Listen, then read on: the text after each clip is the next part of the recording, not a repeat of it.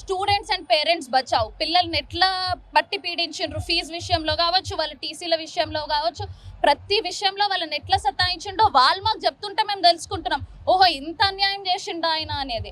So అక్కడ అసలు స్కోపే లేదు. ప్రతి ఒక్కరు కంపల్సరీ బీజేపీనే గెలిపిస్తారు. మీరు కాంగ్రెస్ అభ్యర్థి ఎమ్మెల్సీ అభ్యర్థి నరేందర్ రెడ్డి గారి గురించి మాట్లాడుతున్నారు. సో అంటే తను మొదటి సీట్ నామినేషన్ వేసిన సందర్భంలో ఏమన్నారు అంటే, మేము ఎమ్మెల్యే ఎలక్షన్లో ఎలాగైతే వెళ్ళామో 6 గ్యారెంటీలతోటి, ఇప్పుడు ఎమ్మెల్సీ ఎలక్షన్లో చూసుకున్నట్టయితే నరేంద్రుని నవరత్నాలు అని కొత్త స్కీమ్తో వెళ్తామంటున్నారు.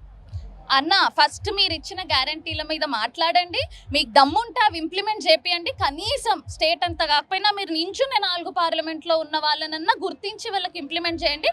తర్వాత మీరు దేశం వరకు వెళ్ళొచ్చు, తర్వాత మీరు వేరే స్టేట్స్ వరకు మాట్లాడొచ్చు. మీరు నుంచిన 4 కాన్స్టిట్యుయెన్సీలలో మీరు చెప్పిన మాటలు ఇంప్లిమెంట్ చేయించగలిగే శక్తి ఉంటే 20 రోజులు ఉంది కదా, నించోబెట్టి అవి ఇంప్లిమెంట్ చేసి మీరు ఓటు అడగండి, మీకు జనాలు వేస్తారేమో చూద్దాం.